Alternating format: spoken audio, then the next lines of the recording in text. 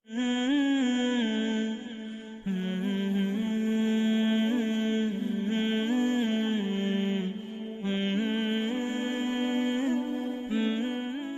yang dirahmati Allah, kajian kita malam ini adalah As-Siratul Nabawiyah, perjuangan dan perjalanan hidup Nabi Muhammad sallallahu alaihi wasallam. Dan kita sudah membahas kegiatan yang diprioritaskan oleh beliau begitu beliau sampai di Madinah, ialah membangun masjid, mempersaudarakan kaum muslimin, kemudian mengikat perjanjian dengan kaum Yahudi. Alhamdulillah, keadaan yang dialami oleh Rasulullah setelah berpindah dari Makkah ke Al-Madinah Al-Munawwarah jauh lebih baik, jauh lebih menyenangkan dan membahagiakan.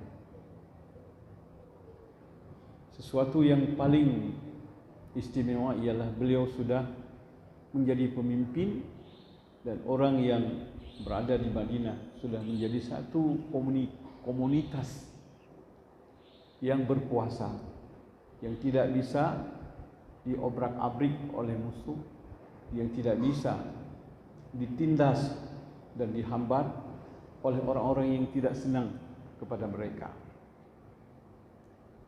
Namun dalam perjalanan dakwah beliau tetap banyak tantangan, banyak rintangan dan halangan. Yang namanya perjuangan memang demikian, tidak ada yang mudah. Apalagi membuat perubahan budaya hidup manusia, membuat satu fase sejarah kehidupan di bumi yang berbeda dengan kehidupan sebelumnya, tidak mudah. A'izzai wa hibbai rahimakumullah, malam ini saya ingin menerangkan beberapa peristiwa dan kejadian yang terjadi pada Rasulullah dan masyarakat baru yang baru dibangun di Al-Madinatul Munawwarah. Peristiwa dan kejadian ini ada yang menyenangkan, ada juga yang menyedihkan, ada juga yang menyakitkan. Memang begitulah perjuangan hidup, kapanpun dimanapun. Ada irama kehidupan yang selalu berubah.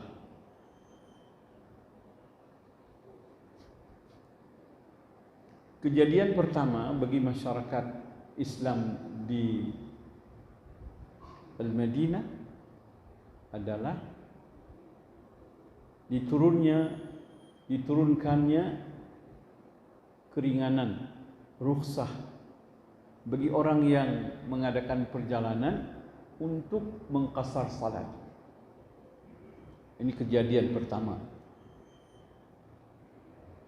di mana salat yang 4 rakaat bila di dalam perjalanan bisa dijadikan 2. Ini kembali kepada dasar dulu. Salatnya memang awal-awalnya sebelum Nabi Isra Mi'raj, salat itu 2 rakaat, pagi 2, sore 2. Dulu selagi Rasulullah sallallahu alaihi wasallam masih pada tahap-tahap awal dalam membina umat, mereka salat. Rasulullah mengajarkan salat, tapi 2 rakaat subuh, 2 rakaat maghrib. Allah menerangkan hal itu di dalam surat Ghafir ayat 55. Fasbir inna wa'dallahi haqqun wastaghfir li dhanbika wasabbih bihamdi rabbika bil 'ashyi wal ibkar. Bersabarlah oh Muhammad dalam perjuangan ini.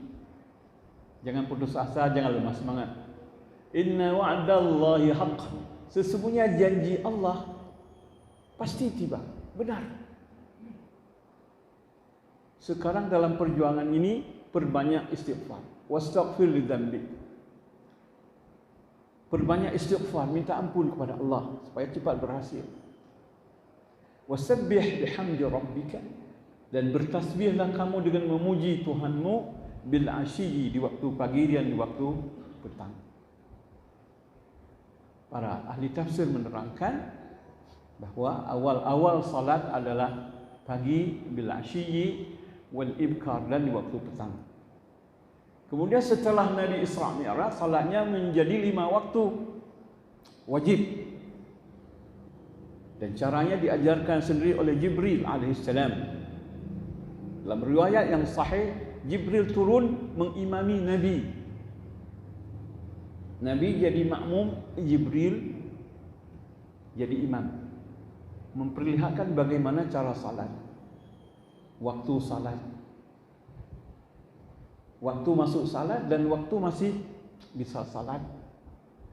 Dijelaskan semua oleh Jibril dan rakaat-rakaatnya juga. Setelah beliau berpindah ke Madinah, salat pada awalnya seperti itu juga. Tidak berbeda, memang sama. Cuman tambahan perubahannya ialah diberi rukhsah untuk mengqasar salat bagi orang yang mengadakan perjalanan. Dasar firman Allah surah An-Nisa ayat 101. Wa idza darabtum fil ardi fala junaha 'alaikum an taqsuru min as-salati in khiftum ay yaftinakum alladhina kafaru. Jika kamu mengadakan perjalanan di dalam bumi, maka tidak bersalah, tidak mengapa kamu menjamak salat. Jadi yang 4-4 jadi 2-2. Nah, ini kejadiannya, perubahan ini di Madinah pada awal Nabi berhijrah. Satu. Yang kedua, pensyariatan azan. Kaum muslimin mendapat kesukaran menentukan cara bagaimana memberitahu masuk waktu salat. Nabi bermusyawarah dengan para sahabat, lahirlah usulan-usulan. Ada yang mengusul kita tiup trompet, kita tiup buk, sejenis trompet. Kata Nabi, jangan. Ini perbuatan orang Yahudi, memanggil jamaah mereka untuk beribadat dengan trompet.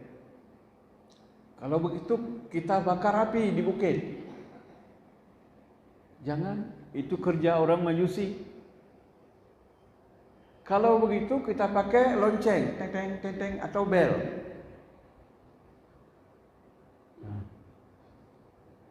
Jangan, ini kerja orang Nasrani. Tidak ada kesimpulan rapat itu. Pada suatu malam ada orang bernama Abdullah bin Zaid Al-Ansari Al-Khazraji, orang Ansar dari suku Khazraj, namanya Abdullah bin Zaid. Beliau bermimpi melihat seorang laki-laki mengenakan 2 pakaian berwarna hijau. Di tangannya ada naqus, ada bel, teteng. Wahai hamba Allah, apakah Anda menjual naqus ini, bel ini? Untuk apa? Kami akan gunakan untuk memanggil jamaah supaya datang untuk salat bila sudah sampai waktunya. Oh, enggak usah ini. Mari saya ajarkan yang lebih baik. Mau? Mau. Allahu akbar, Allahu akbar, Allahu akbar, Allahu akbar. Asyhadu an la ilaha illallah, asyhadu an la ilaha illallah, asyhadu anna Muhammadar Rasulullah, asyhadu anna Muhammadar Rasulullah. Hayya 'alas shalah, hayya 'alas shalah, hayya 'alal falah, hayya 'alal falah. Allahu akbar, Allahu akbar, la ilaha illallah. terbangun dia. Dia jumpai Rasul sebelum subuh. Ya Rasulullah, saya gini-gini. Kata Rasulullah, wallahi inna hadhihi ru'ya sadiqah. Ini adalah mimpi yang benar. Insyaallah, kata Rasulullah, insyaallah ini mimpi yang benar. Faqum anta, bangun kamu, wa Bilal, bersama Bilal, ajak dia, fa'alqiha alaihi, tolong didiktakan bacaan itu kepadanya, lalu suruh dia azan. Fa'innahu ajda sautan minka, suara dia memang lebih bergaung, bergema dibandingkan suara kamu. Kamu jangan azan sendiri, suruh Bilal. Kamu dikte ya? Ya. Allahu Akbar, Allahu Akbar. Keluarlah Umar bin Khattab dengan membawa selimutnya. Demi Allah ya Rasulullah, wahai Nabi Allah, demi Allah aku mendengar suara itu dan aku lihat orang seperti yang dilihat oleh orang ini. Falillahil hamd. Maka segala puji bagi Allah, kata Rasulullah. Beginilah cara memanggil orang untuk salat, kata Rasulullah. Ya Rasulullah, boleh enggak saya tambah apa? Waktu subuh saya tambah as-salatu khairum minan naum. Oh boleh, kata Rasulullah. Jadi yang ajar ke as-salatu khairum minan naum adalah, yang mula-mula menambah adalah Bilal bin Rabah. Bilal bin Rabah.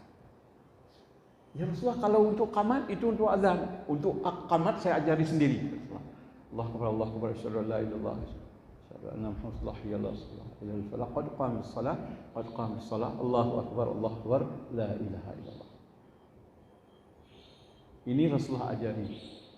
Ya, as-salatu khairu minan naum ditambah oleh Bilal. Adapun azan sepenuhnya hasil mimpi Abdullah bin Zaid Al-Ansari Al-Khazraji, dan hasil mimpi Sayyidina Umar radhiyallahu anhu. Allah meridai kedua mereka. Nah, apa pelajaran yang bisa diambil? Pertama, pelajarannya diizinkan bagi kita untuk mengqasar salat di perjalanan. Salat telah diwajibkan oleh Allah setelah Isra Mi'raj, sama dengan yang sekarang. Bedanya ditambah dengan jama' atau qasar di dalam perjalanan. Pelajaran berikutnya, kita orang Islam dalam urusan ibadah dan urusan akidah harus menyalahi Nasrani, Majusi dan Yahudi. Dalam urusan akidah dan ibadah harus berbeda dengan Yahudi, Nasrani dan Majusi.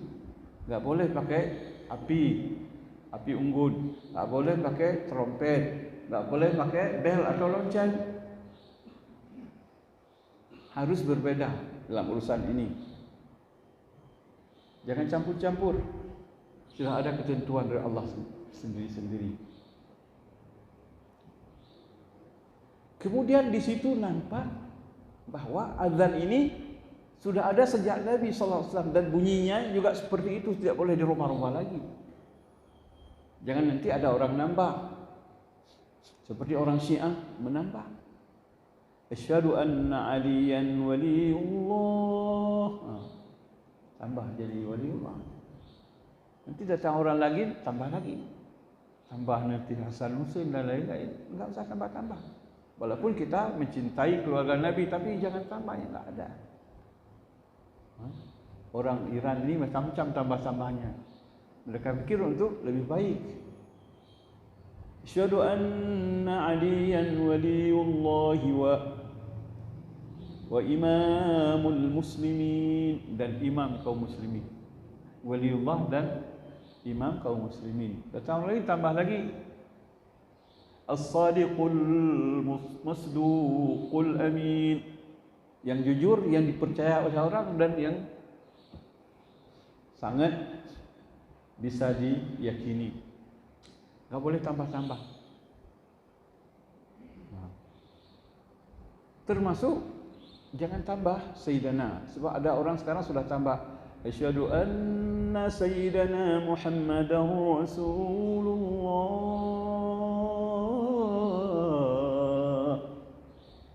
Oh, enggak boleh sayyidina, boleh, tapi jangan waktu azan. Azan sudah ada lafalnya tersendiri, jangan dirusak. Nanti datang orang lain tambah yang lain. Asyhadu anna sayyidina wa nabiyyana wa habibana wa maulana wa rasulina Muhammadar Rasulullah.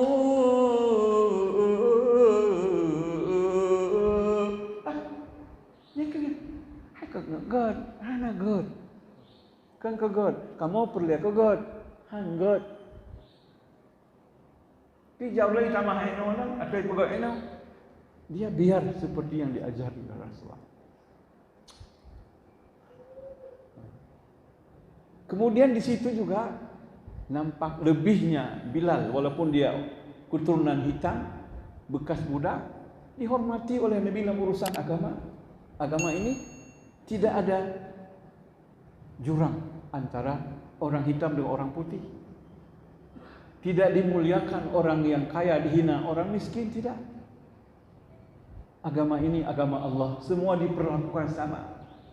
Walaupun orang lemah dibela, walaupun orang hina dihormati dan dimuliakan selama ia benar mengamalkan ajaran agama ini. Kemudian juga Umar bin Khattab punya kelebihan. Jangan anggap enggak punya kelebihan. Karena menurut orang Syiah, Umar ini manusia muslim yang pertama masuk neraka. Enggak boleh begitu. Kelebihannya banyak sekali. Dia mulai dari urusan azan, Allah berikan dia juga mimpi seperti Abdullah bin Zaid. Siapa namanya? Abdullah bin Zaid. Nah, masalah azan, sudah ada azan dan kita azan seperti itu sampai sekarang. Yahudi ini adalah orang yang suka menyebarkan hoax, orang yang suka membuat rumor, orang yang suka menimbulkan huru-hara dan fitnah, mengadakan berita-berita bohong.